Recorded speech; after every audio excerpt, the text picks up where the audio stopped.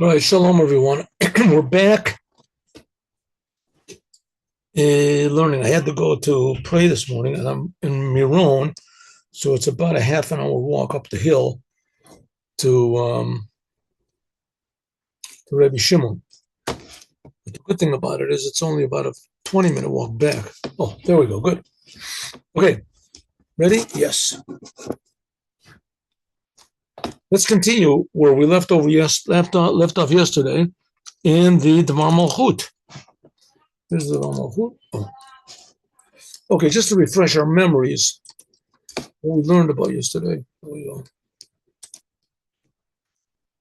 We learned yesterday about the importance of going into the desert, that the Jewish people went into the desert in order to receive the Torah. Okay, now just to remind everybody again that what we're talking about is not just of importance to the Jewish people. And in fact, the Jewish people are not just of the importance to the Jewish people. The Jewish people are really important to the whole world. That's another one of the reasons why the Jews are always in the news, especially the Jews that are in Israel. I mean, do you know how many Jews there are in Israel? Do you have any idea how many Jews there are? There's 7 million Jews in Israel. 7 million Jews in Israel. You know how many people there are in the world? There's like 8 billion. So let's say there's 8 million Jews in Israel. So that means that's 1,000th of the world. Huh? 1 in every 1,000 people in the world is a Jewish Israeli. There's also about 2,000, a little bit more, the Arabs also that live in Israel. Not talking about the Palestinians and these. We're talking about Israeli citizens. They vote in the elections and everything. So the 7 million, everybody's going berserk over 7 million people. That's like really absurd, especially like all the leftists, and the wokists, and they have mercy on the minorities. Oh, the minorities, the poor, oppressed minorities. Well, I mean, the Jews are the biggest minority I think there is, and they're the aggressors. Anyway, why are the Jews so important? What to everybody? It's on everybody's mind. Somehow or other, everybody gets the point that the fate of the world depends on the Jews. That's how they get this weird idea that Jews control the world. Just because the Jews were successful, so they control the world. So this is not a new idea. This is an old idea. The Jews control the world. And so where do you get this idea from? Because it's true. The fact of the matter is true, but not the way everybody thinks. The Jews control the banks, and the Jews control the stock market, and the Jews control the medicine. The Jews control all everything. Everything the Jews control. They control the shoes. They control the toilets. The Jews control everything. You get no air. You can't breathe air. You can't drink water. Can't think thoughts. The Jews are just controlling all your thoughts, and can't get away from them. Can't get away from this. Okay. But the fact of the matter is that they got a good point. And in fact, where did they get this weird idea from? Because it's true. What do you mean it's true? Not like everybody thinks. But it's true in the sense that the Jews are supposed to bring meaning to the world. Huh? It's almost like saying the whole world depends on education. What do you mean it depends on education? You can't eat education. You can't live inside of education. You have to have a house. Right? You can't get married, have children with education. Education is a very small part of the day, right? But if people are educated, especially if they're educated improperly, then the results are disastrous, no matter how many houses you've got, money you've got. And so the Jews are like the educators of the world. Okay, where do the Jews, why the educators of the world? Why not? Because the Jews received the Torah. And the Torah is a book of education. The word Torah means teaching. Where did the Jews get this Torah from? So like Moses was like a really great salesman, and he was like really had big influences. And he somehow or other convinced all these people, the Jews, that they had been slaves in Egypt and they got out and that they heard God on Mount Sinai. Right? Does that make sense? Well, I think it makes a little more sense to say that than to say that God personally took all the Jews out of Egypt and gave them the Torah. That makes no sense at all. That really makes no sense. I mean, you can't. Where's this God? Where is he? What? Where is it? What do you see him doing things? What is he? Splitting seas and everything like that. You ever see it happen? So to make up these ideas about what the Jews are, it's more logical than any of the stories that the Jews had. But amazingly, all the Jews believe this story, and the whole world believes it. The world somehow or other believes, at least I guess the Western world, that it's true. That it's true, that the Jews didn't make it up. And if they made it up, they made up little parts of it or something like that. But basically, the big thing, somehow or other is true. Right? Somehow or other is true. Either that or the Jews are like the most gullible people of the world, or they all got together and they made this whole, what do you say, conspiracy to tell the world that we got the Torah and we got the law. But the Jews themselves don't believe it. The Jews themselves. So, where's the conspiracy? So the answer to this whole business is it happened. And God really did create the world, and he's creating the world. And God really did take the Jews out of Egypt. And he really did give them the Torah. Okay, so where did God give the Torah? He gave the Torah on a mountain, but that mountain was in a desert.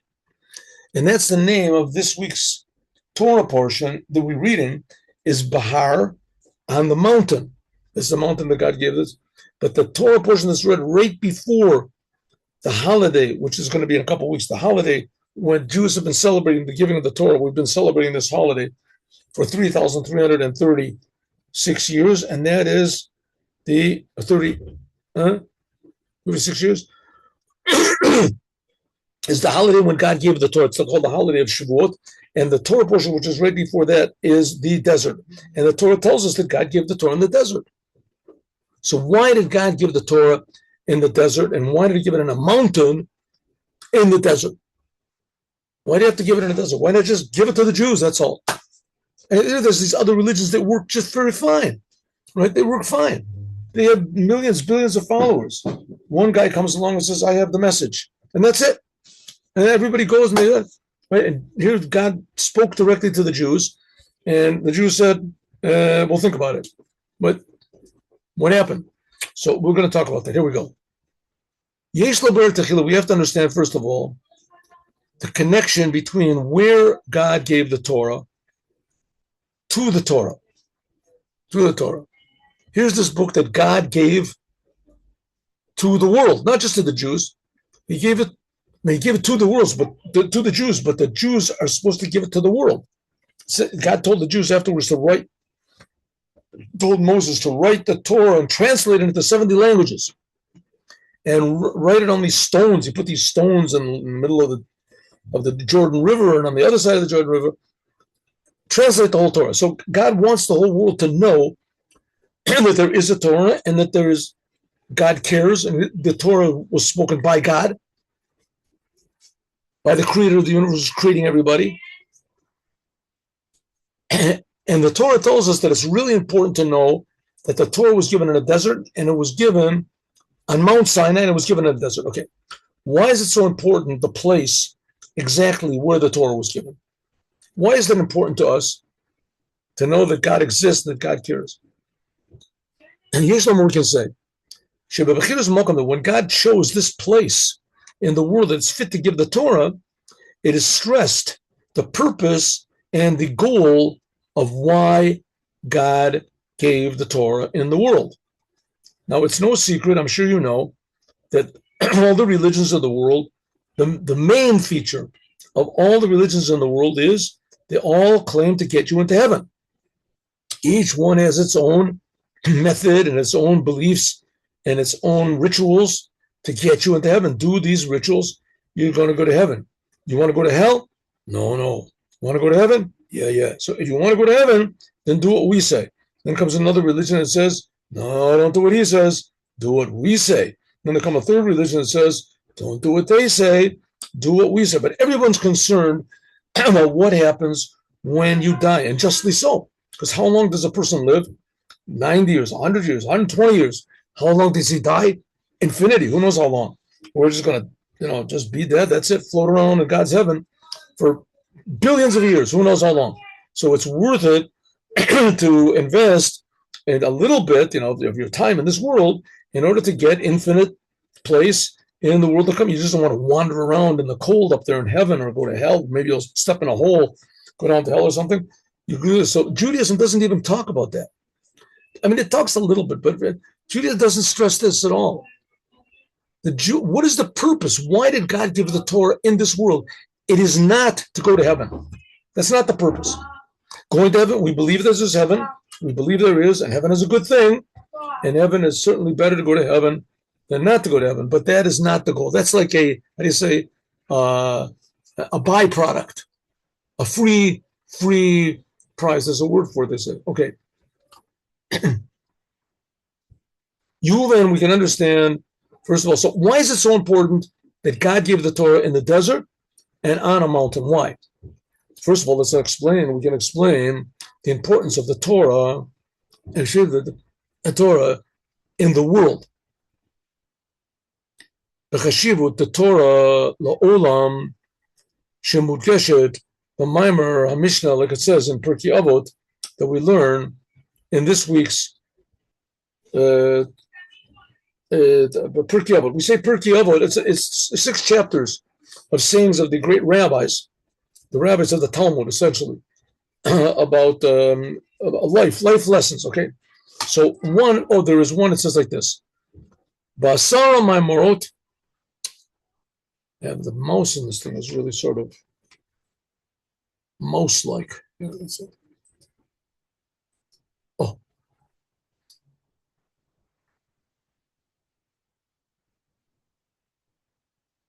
Ba'asara Maimorot Nivra Olam. Says with 10 utterances, God created the world. Let there be light, let there be a firmament, let the grasses grow, let the fish swim. God created the world with 10 utterances.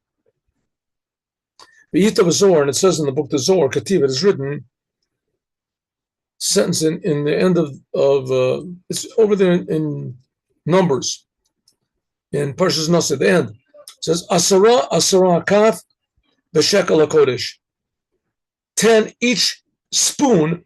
This is the offerings that the leaders of the tribes brought. It says each tribe brought 10. That's what it says in the Torah. Asara. 10 are the spoons of the weight. 10 shekels weighed every spoon. Right? They brought the offerings, and the 10 tribes, the heads of the 10 tribes, when the holy temple, when the tabernacle opened up, so the 12 tribes, each leader brought an opening day offering. And they brought the exact same thing. So it says each one brought 10 spoons. Asara mamorot, it says, why does it say 10? Why does it say 10? Why does it say twice? It could have said 10 shekels was every spoon. What does it say 10? So the Zohar explains, Asara Mamorot, there are 10 utterances that God created the world. Like it says, Asara Mamorot Nivra Olam, like it says in Pirkei Avot, that God created the world with 10 utterances. Asara Mamorot, and there are 10 also utterances when God gave the Torah. This is what's called Asara Divrot. These are the 10 commandments. Begin because the Alma, the world, Loed Bari, was not created, Ella, except begin for the sake of the Torah. The world, the reason the world was created was so that the world would act according to the Torah. See, it's not exactly like a human body. A human body is very complicated, and it's got all these limbs and organs. And if they do exactly according to the laws of nature, then a person is healthy. But if they don't, then a person gets sick. So it's the same thing, something like the Torah. The Torah is like the laws of reality. Torah is the laws of reality. And therefore, there are 10 commandments, which that includes the whole Torah, the 10 commandments. And that corresponds to the 10 utterances. Because the whole world depends on the Jews doing the Torah, because the Torah is the laws of reality. And that's just making the world a real place, working place. The only difference is that the laws of nature don't depend on our free will. And the laws of the Torah depend on our free will. If the Jews decide that there's no law of gravity, or that there's no laws of propulsion, all these laws with, the Newton revealed, the Jews decide, they sit together and they decide there's no more laws of gravity, and no more laws of friction, and that's it. There's no more laws. That doesn't make any difference what they decide. It makes no difference what they decide. Those are the laws. It's still going to work. The laws of nature are going to work. But if all the Jews decide that they're not going to go according to the laws of the Torah, God forbid, that's a catastrophe. That's a big catastrophe in the world. So it says the whole 10 utterances depend on the 10 commandments. The 10 utterances with which God creates the world constantly, that depends on the Jews deciding from their own free will to do the 10 commandments, which the 10 commandments include the whole Torah. Like it says, if it wasn't for the Torah, the night and day, the laws of heaven and earth, I wouldn't have created. And in the Zohar, it finishes and it says that by the means of this, eshtachach be sholma. It says, by means of this, there is peace. If the Jews do the Torah, then there's peace in the world. That's what I meant. The world depends on the Jews. It says, call a Torah, the whole entire Torah is for making peace in the world. What does it mean, peace in the world? That people start to trust God. You need a new car. Trust God. God will figure out a way to give it to you. You have to work. He'll give you a job. And you have to be honest. Somehow or other, it'll work out. You have to work. You have to be God's partner. But you have to trust God. You're only doing half of the work. God does the other half. If people realize that there is God, and that the God, He creates nature, and His creating nature depends on the Jews doing the 10 commandments. So the 10 utterances that the world is created with, that corresponds to the 10 commandments. The English is like this: by means of the 10 utterances by which God creates the world, and the 10 utterances which God creates the world, and the 10 utterances by which God gave the Torah, by means of the 10 utterances that God spoke when He gave the Torah, right? I am God that took you out of Egypt, etc. Don't kill, don't steal. By means of this, you reveal Asara Maimoros, the 10 utterances of creating the world. In other words, the Torah reveals the true purpose of the world, a healthy world. That the world, it's not an existence on its own, and it is a creation. Let's say God created it 1,000,000 years ago, whatever, and now the world is separate, and it hides over the Creator, makes a war against God. No, it's not so. Shall we call Metziuto, the whole existence of the world, only comes from these 10 utterances that God spoke before the world was created, before time. Shall you done that by means of this, there was the creation of the world from nothing and zero to the 6 days of creation. I know we talked about this a lot of times, but the world is made from nothing. So you're made from nothing, and I'm made from nothing, and everything is made from nothing. So if it's all nothing, then how is it here? So the answer is it's a big miracle. That God is creating it, and He's creating it according to the pattern of the 10 utterances. Right? Let there be light, let there be this. Like it says, God renews in His goodness every day, constantly, the action of creation. Because if there would go away the energy of God from the world, and instantly the letters from which God is creating the world, if that would go away, then the world would go back to nothing. And when it says nothing, it doesn't mean you'll observe the nothingness of the world. It means it's like it never was. Huh? No history, no memory, no. So the whole entire existence of the world depends on the Torah. That's why each one has 10. In more detail, Kehemshech, like what the Mishnah says, Basara Maimoros, with 10 utterances the world was created. Why does the Torah tell us that the world was created in one utterance? Wouldn't it have been able, God could have created the whole entire business from just one word, or one letter, one syllable. Right? If God can create everything from nothing, why does it have to be 10? Why to just say, God said, that's it, and the whole world exists? Why so many details? And if you want to say, well, there's a lot of details in the world, so then have a lot of utterances. Only 10? With 10 utterances, there should be 25 billion to the 25 billionth power utterances, every pebble, every stone, every bug. So why is there 10? This is a big secret. Because the 10 is this. It says in Pirkei Avot, God created the world in 10 utterances. Why did he create in the 10? Wouldn't it have been possible for him to create one utterance?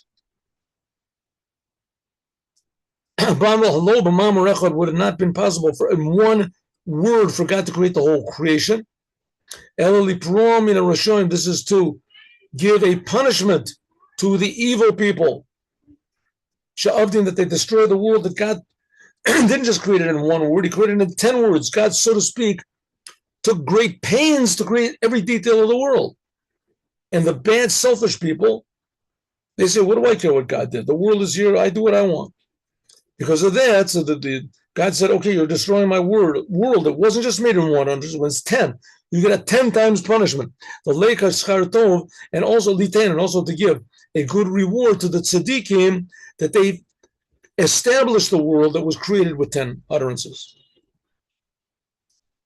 Okay, so why really did God give the world in 10 utterances? Why? What's the point? Heck them. Let's proceed one second. This thing doesn't work.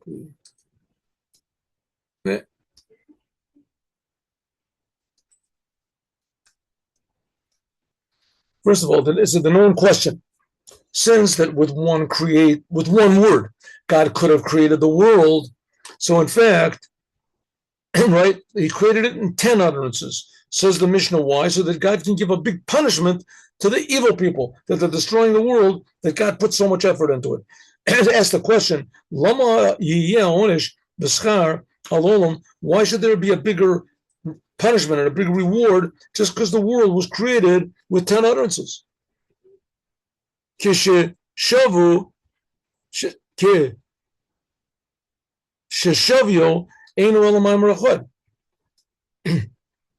the world could be created with one utterance, so that's what it's worth, one utterance.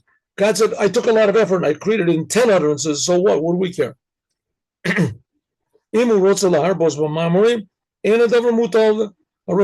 God wants to increase utterances, so that's our fault. Right? That's our fault. It's like, let's say somebody steps on your grass. Someone steps on your grass. So you come running out with a shotgun, say $1 million. You owe me $1 million. What $1 million? I'm sorry, I stepped on your grass. I didn't mean it. How much is it worth? Say, well, I paid $1 million for that grass. So what, you paid $1 million for that grass? It was special grass? No, I brought it down the street. So I can buy the same grass for 10 cents. The house owner says, yeah, I also could buy it for 10 cents, but I didn't want to buy it for 10 cents. I bought it for $1 million. So anyone who steps on it gets a big punishment. So what do you say to a person like that? You say, I'm sorry, but that's not the value. The value is not 10 million just because you paid. The same thing with God. The world, why did God create the world with 10 utterances? He could have created it with one. He created it with 10 to give a big punishment to the evil people and a big reward. He says, one second, but the thing is only worth one utterance.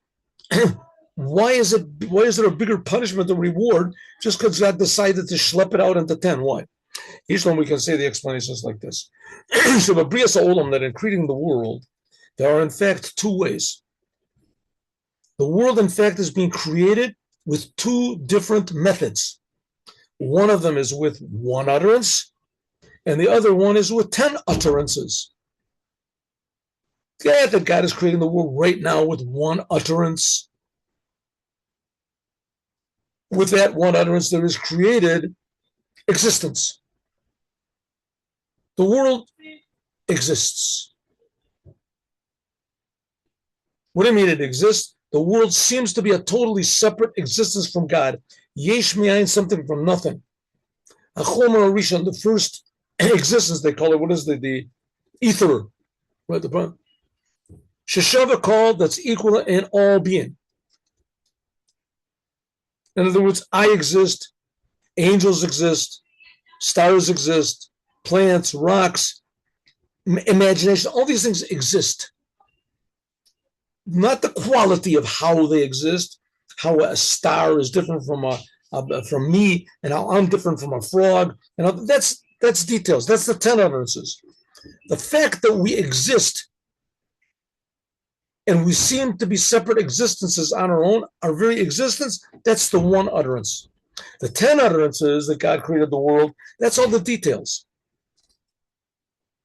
This includes all the Kabbalistic ideas with Sirufim, etc., and that's called the 231 different gates and the combinations and permutations of the 22 letters of the Hebrew alphabet in the book of Yetzirah. That by means of this is created all the details of creation. In the creation, God created the world with one utterance. That's the fact that the world exists. Says that the creation is something from nothing. Like I said before, you're made of nothing. I'm made of nothing. The world is made of nothing. How does the world seem to be something? It's a miracle. But that miracle is equal in everything that exists, whether it is a star or an angel or a planet. Everything that exists, it's the same miracle. Lo ba'ofen shel kiruv hiplabshut, but ba'ofen shel richuk v'havdalah, that God is infinitely far away from his creation. God is real, the world, and God is the creator, and the world is not really real. It's just a creation. That's why it doesn't make any sense, the question, who creates God? We suppose from ourselves that everything has to be created. It's just an axiom. Everything comes from something else, right? That's our little, how do you say, infinitely limited minds can't conceive of anything more than that. Everything that exists has to have a creator, right? So God exists, so God must have a creator, right? So we say, no, not so. Our existence is not really real existence. It's a created existence. And God's existence is a real existence. It's not created. Huh? So that's the one utterance that God created the world with, that God is infinitely distant from the world. The world is something, and God is nothing. Or let's say it the other way around. The world is really nothing, and God is really something. That God does not reveal his true existence in the creations, is not revealed in their, how do you say, their categories, in their, how do you say, their qualities. Oh. Mudgash, this is more stressing that God has the power to create something from nothing. The power of God's essence.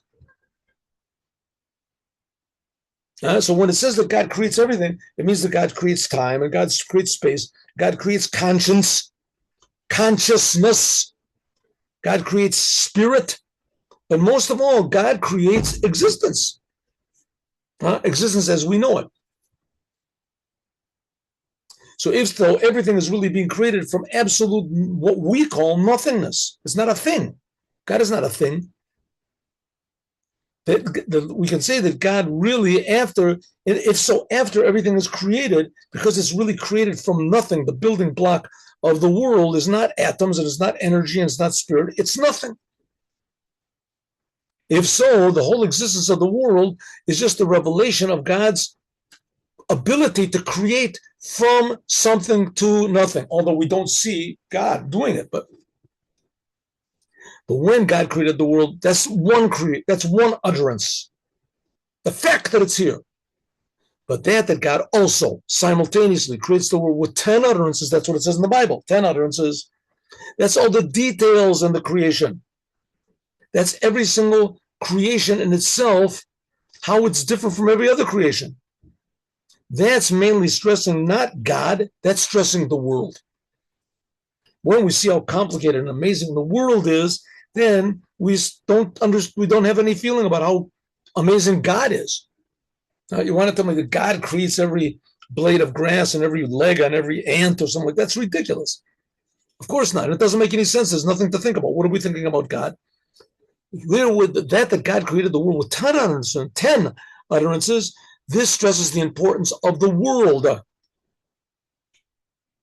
How great, amazing the world is. Shabrioto, when the world was created, the world was put inside of it, the Maila Chashivut of every detail of creation. That's the 10 utterances. That corresponds to the 10 sfirot of God. 10, they say, the characteristics of God, which include in it everything that there is in the world and all of its details. So if so, what do we see? That the world is being created simultaneously from two powers. One is the miraculous ability of God to create, and second is the miraculous ability of God to articulate his creation. But from the first way, we see that all there is world and God. And the second way, we see there's world and there's world, and there's more world and there's more, and there's worlds. There's spiritual worlds and everything. So the second way is stressing the world, 10 utterances, and the first way is stressing God. That's the whole purpose of the giving of the Torah in 10 utterances when the Torah was given, in order to bring out the godliness in every detail of the world, as we'll talk about more, God willing, tomorrow.